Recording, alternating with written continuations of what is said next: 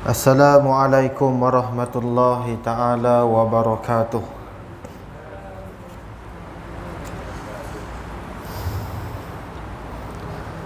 A'udzu billahi minasyaitonir rajim. Bismillahirrahmanirrahim. Alhamdulillahi rabbil alamin.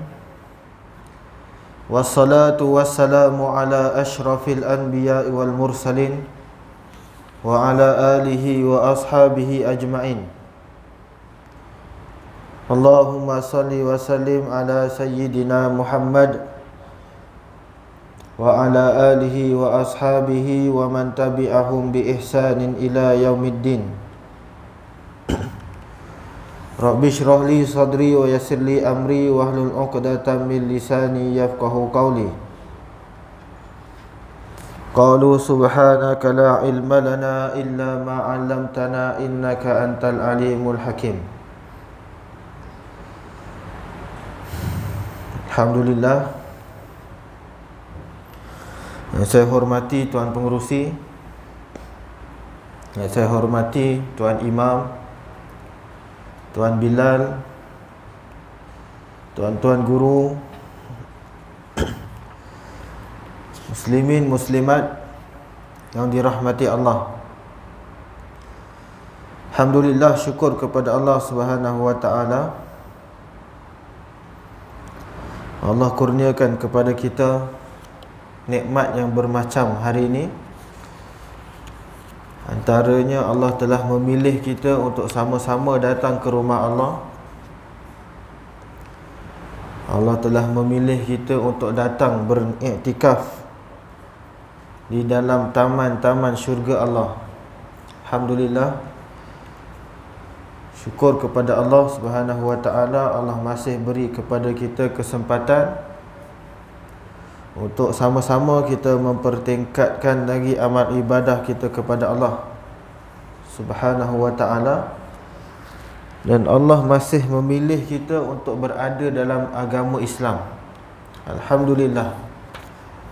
Tuan-tuan muslimin muslimat yang dirahmati Allah, InsyaAllah hari ini kita sambung kitab Riyadhus Salihin Imam An-Nawawi rahimahullahu ta'ala. Dan tajuk untuk malam ini iaitu berkaitan dengan kelebihan membaca Al-Quran. Dalam tajuk ini, dalam bab ini, bab yang baru ni akan menceritakan tentang kelebihan baca Al-Quran, kelebihan berzikir, berdoa dan berselawat. Itu bab dia. Kemudian tajuk malam ni, kelebihan Al-Quran dan membacanya. Tuan-tuan yang dirahmati Allah, Al-Quran ini seperti mana yang kita tahu, ia adalah kalam Allah, yang mana ia merupakan satu mukjizat kepada Nabi Muhammad sallallahu alaihi wasallam, yang mana inilah satu-satunya mukjizat yang masih kekal sampai sekarang dan akan kekal sehingga hari kiamat, iaitu Al-Quran. Itulah dia satu-satunya mukjizat yang kekal. Tuan-tuan, kita tak pernah sempat nak tengok tongkat Nabi Musa menjadi ular. Itu mukjizat Nabi Musa. Kita tak sempat nak tengok Nabi Musa membelah lautan. Itu bukan zaman kita. Kita tak sempat nak tengok Nabi Muhammad membelah bulan. Itu semua mukjizat-mukjizat yang telah berlaku dan takkan berlaku lagi. Tapi ada satu mukjizat yang kekal sampai hari kiamat, iaitu Al-Quran. Yang itu sahaja yang kita boleh tengok sekarang ni, iaitu Al-Quranul Karim. Tuan-tuan, sangat rugi bagi kita untuk tidak melihat mukjizat Allah ni, yang Allah kurniakan kepada Nabi Muhammad sallallahu alaihi wasallam. Jadi tuan-tuan, itu mukjizat yang masih tinggal sekarang. Tuan-tuan yang dirahmati Allah, mukjizat itu Al-Quran, jika kita bacanya, kita akan mendapat pahala dan ganjarannya berlipat kali ganda. Berlipat kali ganda jika kita baca. Tuan-tuan, dalam satu hadis Nabi sebut, man qara'a harfan min kitabillah, barang siapa yang membaca satu huruf daripada kitab Allah Al-Quran, falahu bihi hasanatun, dia akan mendapat baginya satu kebaikan. Satu huruf, satu kebaikan untuk dia. Dan Nabi sebut juga, wal hasanatu bi asyri amsalihha, dan satu ganjaran itu digandakan dengan 10 kali ganda. Tuan-tuan, ini bermakna satu huruf Al-Quran yang kita baca, kita akan dapat 10 markah. Satu huruf saja 10 markah Allah bagi. Dan Nabi sebut juga dalam hadis itu, Nabi kata, la aqulu alif lam mim harf, walakin alif harfun, wa lamun harfun, wa mimun harfun.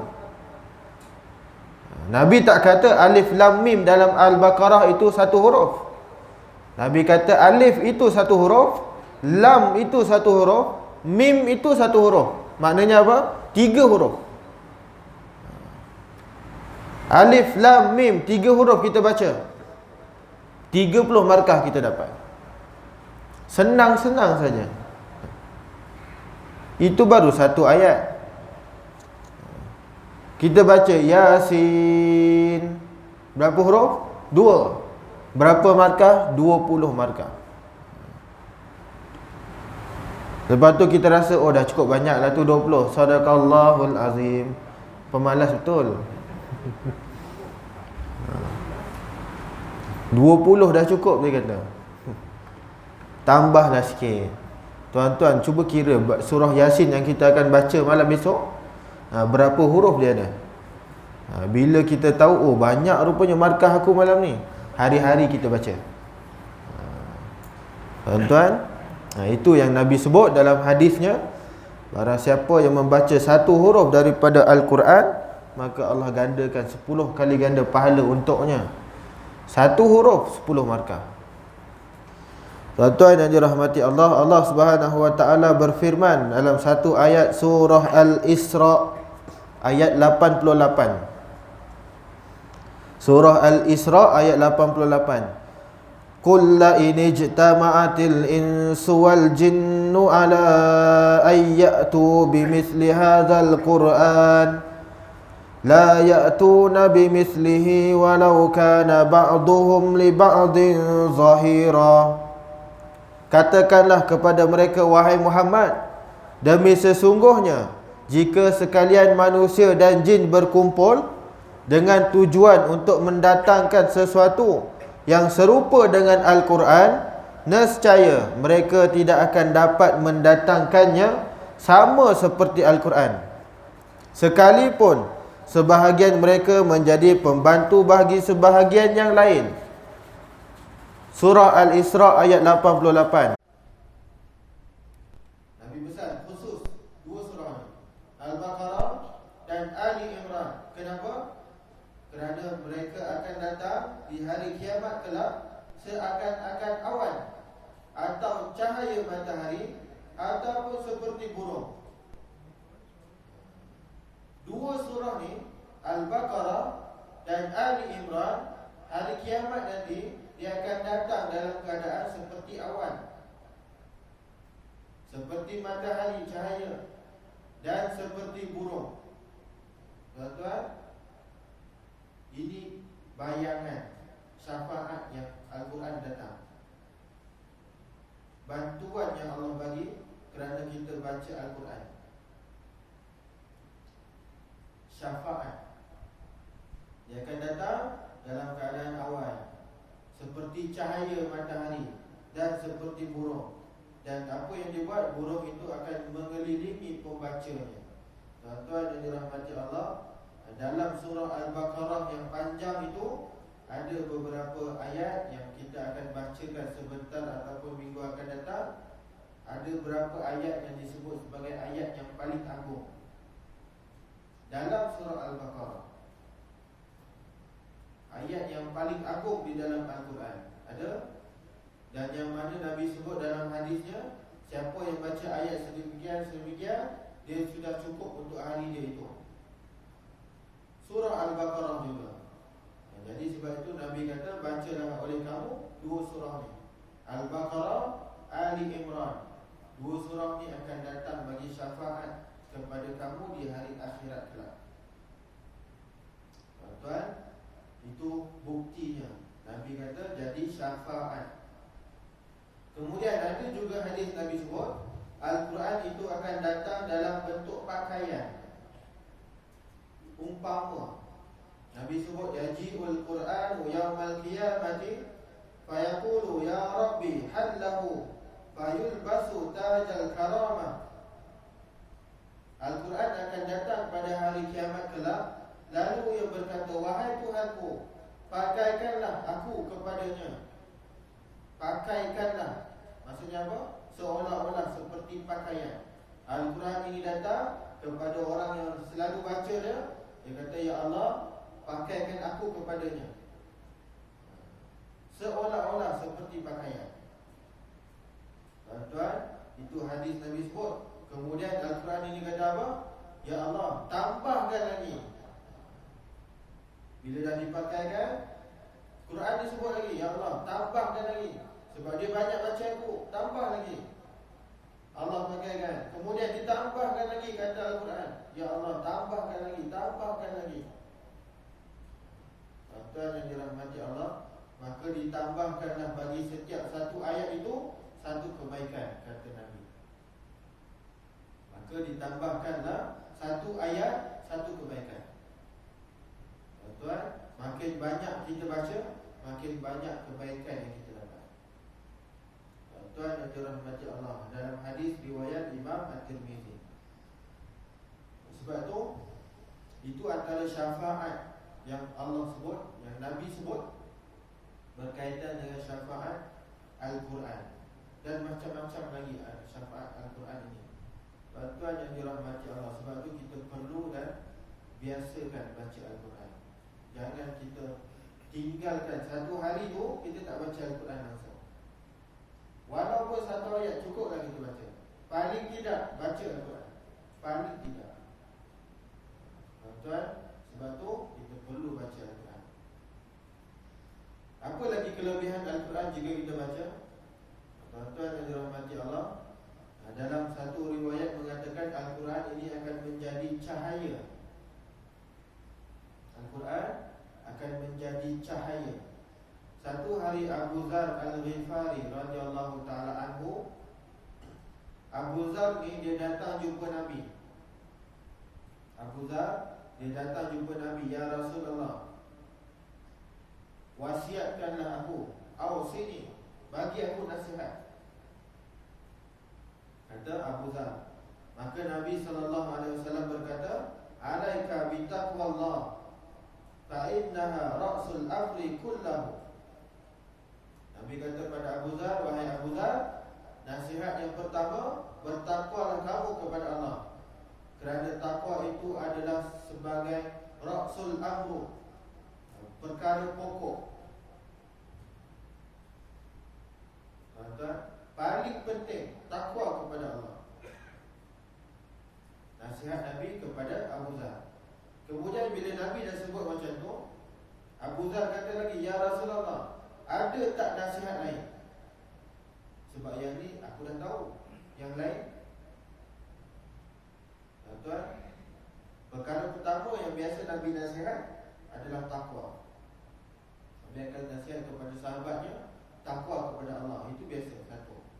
Sebab tu Abu Dzar dia minta lagi yang lain. Nabi ada yang lain, nasihat lain, wasiat lain.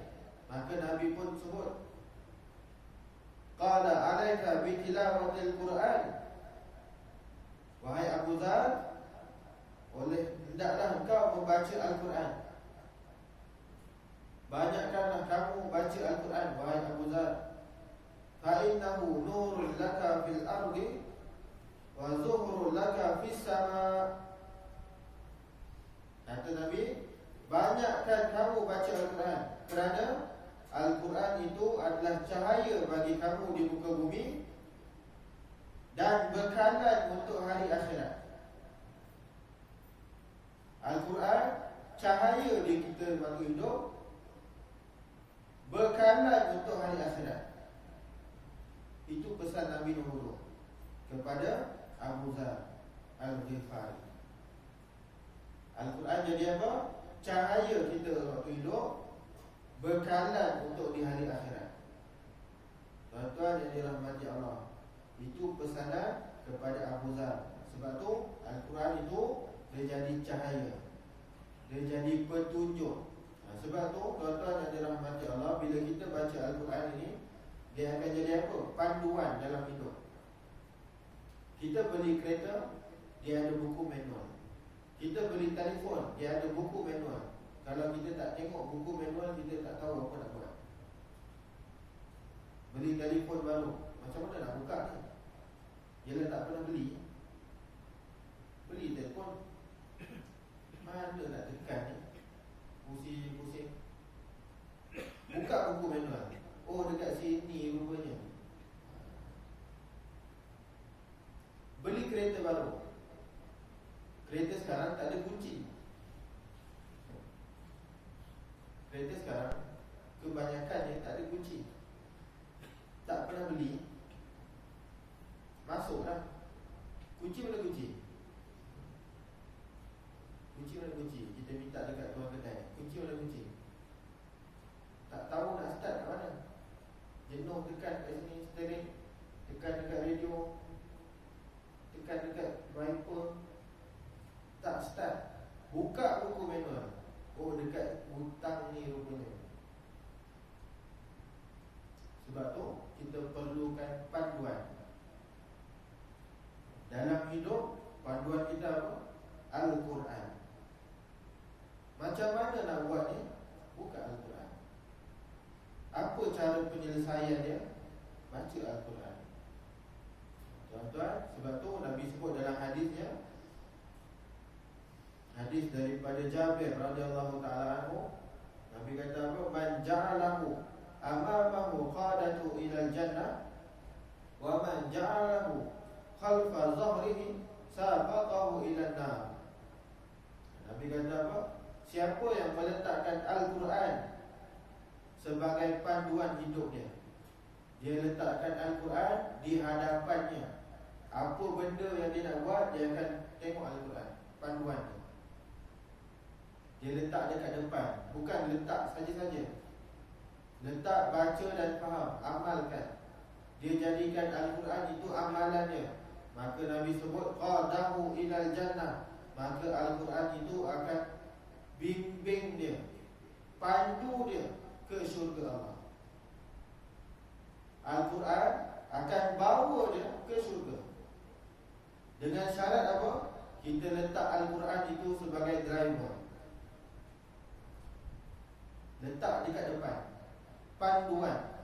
Tapi Nabi sebut apa? Wa man ja'alahu khalfa zahri. Siapa yang membelakangkan Al-Quran, dia letak Al-Quran dekat belakang, ataupun dia tak tengok Al-Quran pun, dia tak jadikan Al-Quran sebagai panduan hidup dia, saqatahu ila nar, maka dia akan dibimbing ke neraka Allah. Sebab apa? Sebab dia tak tengok buku panduan. Dalam Al-Quran sebut jangan kamu mendekati zina, dia tak baca, dia letak Al-Quran dekat belakang. Maka dia buat zina, dia melakukan zina, maka dia akan bimbing ke neraka.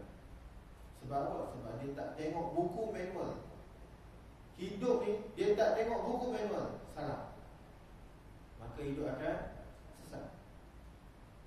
Tuan-tuan, sebab tu Nabi pesan, letakkanlah Al-Quran di hadapan. Bukan maksudnya kita letak dekat depan muka, tapi kita jadikan ia sebagai panduan. Itu maksudnya. Jangan kita membelakangkan Al-Quran. Tuan yang dirahmati Allah, itu sabda Nabi SAW. Maksudnya Al-Quran menjadi cahaya, dia akan menerangi hidup. Itu maksudnya. Tuan yang dirahmati Allah, sebab tu kita perlu banyakkan menjadi Al-Quran. Al-Quran itu syafaat di dunia dan hari akhirat. Bacalah Al-Quran. Nabi sebut dalam hadisnya daripada Ibnu Umar radhiyallahu taala anhu, qala la hasada illa fi ithnataini tiada hasad melainkan pada dua perkara. Yang pertama, rajulun atahu Allahul Quran fahuwa yaqumu bihi ana al-laili wa ana an-nahar, wa rajulun atahu Allahu malan fahuwa yunfiquhu ana al-laili wa ana an-nahar. Nabi kata, pada dua benda ni je kita boleh hasad dengki pada orang. Dua benda ni je. Perkara lain kita tak boleh nak dengki, benda lain kita tak boleh nak hasad. Tapi dua benda ni je boleh. Pertama, pada orang yang rajin baca Al-Quran, kepada orang yang mengamalkan Al-Quran. Allah bagikan dia Al-Quran, dia hafaz Al-Quran. Jadi kita tengok dia, ya Allah, ruginya, untungnya dia, ruginya aku. Seronoknya dia baca Al-Quran, seronoknya dia boleh hafal Al-Quran, jealousnya aku, boleh. Dengkinya aku tengok dia, itu dibenarkan. Sebab apa? Sebab dia hafal Al-Quran, kita tak hafal. Yang itu kita boleh dengki. Yang kedua, kepada orang yang mana Allah bagi dia harta dan dia boleh infak dengan banyak, yang itu pun kita boleh jealous pada dia. Ya Allah, dengkinya aku tengok dia hari-hari bagi sedekah, hari-hari bagi infak. Jealous betul tengok dia. Boleh dibenarkan. Tuan-tuan, sebab tu bila kita tengok orang baca Al-Quran, yang hafaz Al-Quran, tuan-tuan tengok pertandingan tilawah Al-Quran dan hafazan antarabangsa contohnya. Tengok bila disebut je surah sekian-sekian, ayat sekian, dia boleh baca macam tu je. Aku rasa jealous betul tengok dia ni. Surah Al-Baqarah ayat 200, dia boleh baca selama je, dia tak tengok Al-Quran pun, dia hafal. Kita jealous tu, cemburu betul lah aku tengok dia. Tengok orang masuk pertandingan tilawah, ya Allah sedapnya suara dia, taranum. Jealous kita tengok dia. Yang itu dibenarkan oleh Allah. Yang itu hasad dengki yang dibenarkan oleh Nabi. Tuan-tuan, dua benda ni je boleh dengki. Sebab tu bila kita baca Al-Quran, sebaik-baiknya kita cuba untuk faham. Itu sebaik-baiknya kita cuba untuk fahamkan apa yang Al-Quran itu sebut. Dia macam kita tengok cerita Hindustan. Tuan-tuan minat Hindustan? Tipu lah tak minat. Tuan-tuan tengok cerita Hindustan, buka je TV, tengok cerita, cerita best ni, tapi tak ada subtitle. Tengok cerita best ni, bahasa Melayu tak ada bawah. Dia jadi apa? Baik tak payah tengok. Shah Rukh Khan menangis, kita tak faham kenapa dia menangis. Sebab apa? Sebab tak ada subtitle, kita tak faham. Kenapa lah dia ni menangis? Ya, agak-agak tuan-tuan, kita tak faham. Kalau kita faham, tiba-tiba ada subtitle muncul. Waktu tu Shah Rukh Khan belum menangis, kita dah menangis dulu. Sebab apa? Sebab ada subtitle bawah tu. Bukan setakat makcik-makcik je menangis, atuk-atuk pun menangis. Tengok Shah Rukh Khan menangis, dia pun menangis sebab dia faham. Tapi kalau tak ada subtitle, kenapa lah dia menangis ya? Tak faham, tuan-tuan. Macam itulah Al-Quran. Kita kalau faham baca Al-Quran ni, confirm menangis ni. Tapi masalahnya sekarang, kita tak faham. Itu masalah dia. Tak faham apa yang kita baca, tak faham apa yang Al-Quran cuba sampaikan. Kita duk baca je, tapi tak faham, tuan-tuan. Tuan-tuan tengok sahabat-sahabat Nabi, salafus salih, bila mereka baca Al-Quran, dia orang menangis. Sebab apa? Sebab dia faham. Contohnya Abu Bakar As-Siddiq. Kata Aisyah radhiyallahu ta'ala anha, kata Aisyah apa? Sesungguhnya Abu Bakar ni, kalau dia baca Al-Quran, dia confirm menangis punya. Abu Bakar tu punya garangnya manusia. Hebat dia, khalifah ganti Nabi. Tapi bila baca Al-Quran, nangis. Abu Bakar kata Aisyah, anaknya. Umar Al-Khattab, punya ganas manusia, semua orang takut pada dia. Bila dibaca Al-Quran, dia menangis. Pernah satu ketika sahabat salat subuh bersama dengan Umar. Sahabat jadi makmum, Umar Al-Khattab dia jadi imam salat subuh. Tuan-tuan, waktu itu sahabat ni dia duduk paling belakang, saf paling belakang. Dulu mana ada mic? Tak ada mic. Dia duduk daripada belakang tu, dia boleh dengar Umar menangis.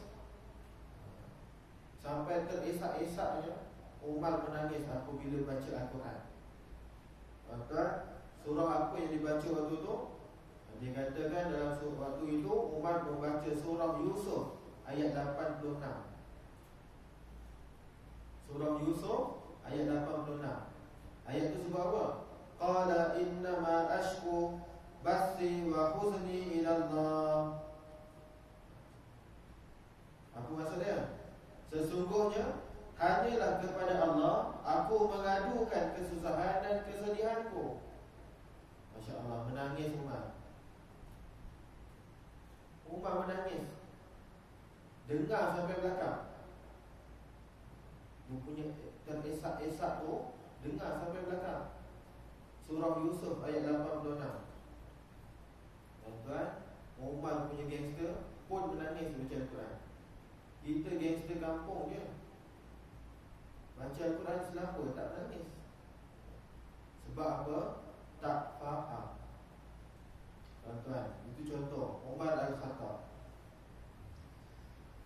Pernah juga seorang sahabat Nabi, namanya Zurarah bin Awfa. Ini tabi'in, bukan sahabat tabi'in, namanya Zurarah. Tuan-tuan, Zurarah ni waktu solat subuh dia jadi imam. Dia baca surah Al-Muddathir ayat 8 hingga 9. Dia jadi imam waktu tu. Zurarah dia jadi imam surah Al-Muddathir ayat 8 hingga 9. Dia sebut apa dalam surah tu? Fa idza nuqira fin naqur fadzalika yawma idzin yawmun asir. Maka apabila sangkakala ditiup, maka itulah hari yang serba susah, hari yang penuh dengan kesusahan. Bila sangkakala ditiup, hari itu akan menjadi hari yang penuh kesusahan. Surah Al-Muddathir ayat 8 hingga 9. Tuan-tuan, Zurarah ni jadi imam waktu tu. Dia baca surah ni, apa jadi pada dia? Tumbang. Bukan sekadar menangis dah, tumbang, pengsan. Bila dicek-cek nadi dia, dia tengok bukan pengsan, meninggal kan. Sampai meninggal baca Al-Quran. Dia punya takut dengan sangkakala tu. Tuan yang dirahmati Allah, meninggal sahabat tabi'in ni, Zurarah bin Awfa. Dia bukan sakit jantung, dia bukan kena COVID, dia tak kena swab test lepas tu, tak ada. Meninggal terus sebab baca Al-Quran. Sebab apa dia meninggal? Sebab apa dia menangis? Sebab dia faham baca Al-Quran. Sebab tu bila kita boleh faham baca Al-Quran, insya-Allah kita akan jadi rasa seronok. Sebab tu kata Imam Al-Ghazali dalam kitabnya Ihya Ulumuddin, dia kata apa? Bahawa menangis semasa membaca Al-Quran adalah sangat-sangat digalakkan. Menangis waktu baca Al-Quran sangat-sangat digalakkan. Hadis Nabi sebut, inna hadzal Qur'ana nazala bi husnin fa idza qara'tumuhu fabku fa in lam tabku fatabakau. Nabi kata apa? Sesungguhnya Al-Quran itu turun dengan kesedihan, maka jika kamu membacanya, hendaklah kamu menangis. Nabi suruh kita nangis baca Al-Quran. Bila baca, nangis Nabi sebut. Dan kalau tak mampu untuk menangis, contoh baca Al-Quran, Alif Lam Mim, Dzalikal kitabu la raiba fihi hudal lil muttaqin. Tak mampu nak nangis sebab tak faham. Tuan-tuan, Nabi kata apa? pura-pura nangis. Sampai macam tu. Kalau tak boleh nangis sebab tak faham, Nabi kata buat-buat nangis, tak apa. Sampai macam tu sekali Nabi suruh mengalir baca Al-Quran. Tuan-tuan, itu antara hadis Nabi sebut, apabila kita baca Al-Quran adalah kita menangis. Sebab apa? Sebab bila kita baca Al-Quran, orang yang membaca Al-Quran itu akan menyebabkan hati dia semakin lembut. Orang yang banyak baca Al-Quran, hati dia lembut. Sebab tu dia akan mudah menangis. Bukan ciwek atau ciwek. Siapa yang tahu? Ciwek atau ciwek? Ciwek ni orang budak suka nangis. Itu nama dia ciwek. Bukan macam tu. Ini memang hati dia lembut. Bila baca Al-Quran dia nangis. Sebab apa? Sebab dia banyak baca Al-Quran dan menyebabkan hati dia menjadi lembut. Tuan-tuan yang dirahmati Allah, ada beberapa kajian yang telah dilakukan. Antaranya pengaruh Al-Quran pada otak dan organ tubuh badan. Dia buat kajian. Doktor-doktor ni dia rajin, dia buat kajian berkaitan dengan Al-Quran. Seorang doktor namanya Dr. Al-Qadhi. Dia kata apa? Dia kata dia berjaya membuktikan hanya dengan mendengar bacaan Al-Quran dia dapat merasakan perubahan pada fizikalnya, perubahan pada fisiologi dalamannya dengan perubahan yang sangat besar. Tuan-tuan, apa yang dia dapat? Hanya dengan mendengar sahaja, bukan baca, dengar. Bila kita banyak dengar Al-Quran, dia akan menurunkan tekanan, mengurangkan kesedihan, menjadikan seorang itu tenang jiwa dia. Tuan-tuan, dengar je, cukup kita dengar, akan jadikan jiwa kita tenang, akan menurunkan tekanan-tekanan. Takkan ada lagi stres, tak ada. Jadi kalau kita rasa kita stres, penat, dengar baca Al-Quran. Dengar. Kalau baca lagi bagus. Tapi dengan mendengar sahaja sudah boleh mengurangkan tekanan dalam hidup. Baca. Tuan-tuan yang dirahmati Allah. Dan dia kata apa lagi? Dengan bacaan Al-Quran, dia mempengaruhi dengan secara 97%. Bacaan Al-Quran sahaja dia mempengaruhi 97% akan melahirkan ketenangan jiwa dan menyembuhkan penyakit. Tuan-tuan, 97% hanya dengan mendengar bacaan Al-Quran. Tuan-tuan yang dirahmati Allah, dia buat kajian macam mana? Dia ambil beberapa orang, dikumpulkan kat satu tempat. Kemudian dibahagi dua. Orang kumpulan A ni dia dengarkan bacaan Al-Quran. Kumpulan B ni dia dengarkan dengan syair-syair bahasa Arab. Bukan Al-Quran tapi bahasa Arab. Kumpulan B dengar bahasa Arab dia, yang ni dengar Al-Quran.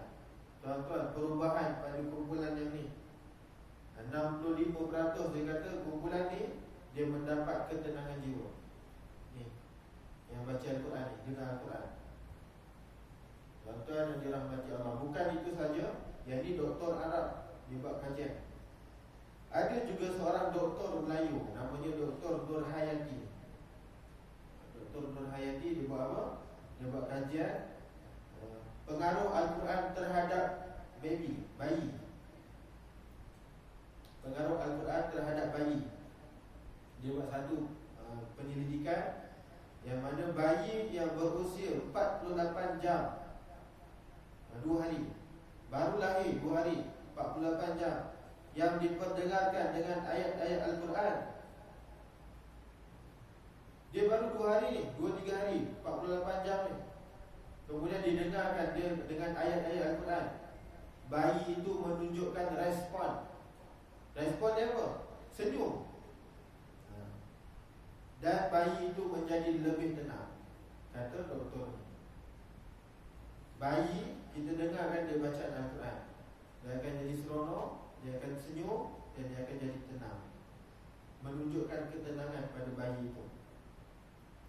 Tuan-tuan, yang mana rumah dia ada baby, ada anak-anak kecil, banyak-banyak baca Al-Quran. InsyaAllah bayi itu jarang nangis. Tak adalah tak nangis langsung, dia akan nangis juga.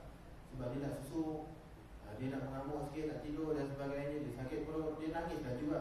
Tapi tak adalah sampai merancang-rancang. Tuan-tuan, dia nangis kejap saja. Jadi banyak baca Al-Quran. Lagi-lagi jika rumah tu ada bayi, ada anak-anak kecil. Sebab apa?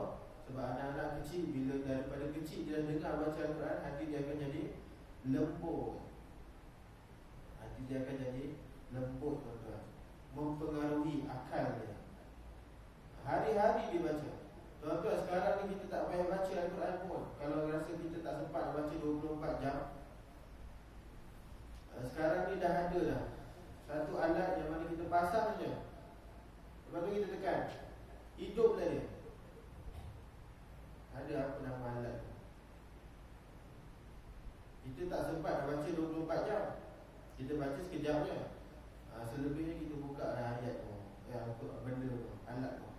Dia letak cucuk dekat plug, kita on, lepas tu dia mengaji sendiri. Buka je 24 jam, InsyaAllah. Tapi jangan pula kita tak mengaji pula, tak pusat alat tu nak mengaji. Itu alat dia dapat pahala. Yang kita ni tak dapat pahala juga. Bacalah sikit. Alat tu selebihnya. Waktu tidur kita buka, InsyaAllah anak baby tu tenang dia. Alat apa nama tu saya pun tak tahu nama dia. Tuan-tuan cari ayat tu, alat tu boleh. Tuan-tuan yang dirahmati Allah. Sebab tu antara kelebihan kita baca Al-Quran. Banyak lagi kelebihan jika kita baca Al-Quran. Contohnya dalam satu hadis kami sebut, hadis daripada Abu Hurairah radhiyallahu ta'ala anhu, wa ma jtama'a qaumun fi baitin min buyutillah yatluna kitaballah wa yatadarasunahu bainahum illa nazalat alaihimus sakinah wa ghasyiyatuhumur rahmah wa hafathumul malaikah wa dzakarahumullahu fi man indah. Nabi kata apa? Kalau kita berkumpul dalam satu rumah Allah, lalu kita membacakan ayat-ayat Al-Quran dan kita belajar ayat-ayat Al-Quran, maka apa yang kita akan dapat? Yang pertama, kita akan dapat sakinah, ketenangan. Betul lah kajian tadi. Bila sesuatu tempat tu didengarkan dengan bacaan Al-Quran, maka tempat tu akan menjadi tenang. Allah akan turunkan ketenangan kepadanya. Betul? Sakinah, tenang.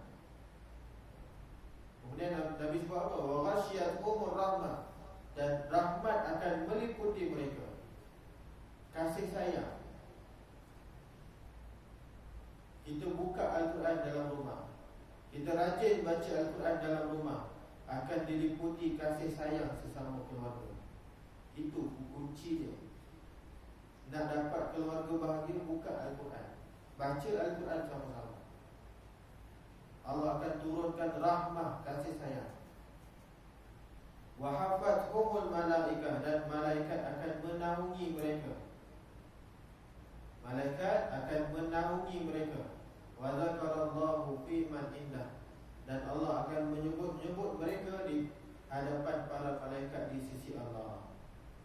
Dia akan sebut-sebut nama kita. Oh, dia ni rajin baca Al-Quran, dia rajin baca Al-Quran. Tuan-tuan, hadis ini hadis sahih riwayat Imam Muslim. Banyak lagi kelebihan-kelebihan baca Al-Quran yang boleh kita kaji dan boleh kita baca. Cuma kesimpulan dia pada malam ni, insyaAllah sama-sama kita memperbanyakkan bacaan Al-Quran. Jadikan Al-Quran itu sebagai kawan baik. Jadikan Al-Quran sebagai kawan baik, sebagai teman, sebagai kawan. Tuan-tuan, ada satu kisah, namanya seorang tabi'in, Sa'id bin Musayyib nama dia. Dia ni ke mana-mana pergi bawa Al-Quran. Pergi mana dia bawa Al-Quran? Sebab dia sayang sangat pada Al-Quran. Ke mana-mana sahaja dia pergi, dia akan bawa Al-Quran. Tuan-tuan yang dirahmati Allah, Sa'id bin Musayyib ni, tuan-tuan, dia ni Dikisahkan bahawasanya beliau tak pernah tinggal solat jemaah 40 tahun. Tak pernah tinggal solat berjemaah selama 40 tahun full. Setiap hari 5 waktu selama 40 tahun. Tak pernah tinggal. Dan bukan itu saja, dia akan datang sebelum Bilal azan. Yang itu paling power. Bilal belum azan, dia dah ada congkok. Selama 30 tahun dia kata, saya akan datang dulu sebelum Bilal. Dia bukan Bilal, dia datang dulu sebelum Tok Bilal datang. Setiap kali waktu salat 5 waktu, 40 tahun tak pernah miss. Kita datang waktu bila? Azan baru mandi. Azan baru mandi. Tuan, Sa'id bin Musayyib datang sebelum Bilal azan. Itu dia punya amalan yang dia buat. Amalan tu jarang orang buat, tapi kita boleh buat. Tuan yang dirahmati Allah, kita ni bukan kita nak datang awal. Kita nak datang, tapi nanti kena tolak jadi Bilal. Nanti bukan setakat tu je, kita tolak jadi imam. Dia akan datang sebelum Bilal datang. Jadi dia akan bawa ke mana-mana saja Al-Quran dalam hidup dia. Satu hari dia pernah bawa Al-Quran. Dan bukan itu saja tuan-tuan, Al-Quran dia tu, dalam Al-Quran itu dia letak duit. Dalam Al-Quran dia ni, yang dicontoh Al-Quran, dia letak duit dalam selit dia. Siapa pernah buat macam tu? Dia selit dia. Nanti bila dah baca lain, tiba-tiba buka balik, oh Allah rezeki RM50. Cuba buat macam tu. Saya bila saya disimpan duit dalam Al-Quran, disimpan kad pengenalan dalam Al-Quran, kad bank dalam Al-Quran. Jadi dia bawa Al-Quran je. Satu hari tu dia berhenti solat di satu masjid. Orang tahu Sa'id bin Musayyib dia disimpan duit dalam Al-Quran. Jadi dia berhenti solat. Dia berhenti solat, dia letak Al-Quran dekat tepi. Waktu dia solat tu, Al-Quran dia kena curi. Sebab apa? Sebab orang tahu dia simpan duit dalam tu. Jadi Al-Quran dia kena curi. Sa'id bin Musayyib kejar pencuri tu sampai dapat. Dia kejar, dia dapat pencuri tu. Dia kata, wahai pencuri, kalau kamu nak ambil duit, kamu ambil. Al-Quran tu kat sini. Punya sayang kepada Al-Quran dia. Kau nak duit, kau ambil. Ambil duit kau. Ambil, aku bagi. Al-Quran tu buat sini. Sayangnya dia pada Al-Quran. Tuan-tuan, kita cuba buat macam tu lah. Kita bawa Al-Quran ini ke mana-mana yang kita boleh bawa. Tapi kita ni jangan letak merata-rata. Itu bahaya juga tu. Dah bawa Al-Quran, bagus. Tapi dia main letak je merata-rata. Ada orang dia letak Al-Quran dalam kereta dia. Itu boleh. Alhamdulillah. Dia letak Al-Quran dalam kereta. Nanti bila dia tunggu isteri dia pergi main dia baca Al-Quran. Itu okey lah. Dia tunggu isteri dia shopping, dia baca Al-Quran. Itu cantik. Sebab ada Al-Quran dalam kereta ni.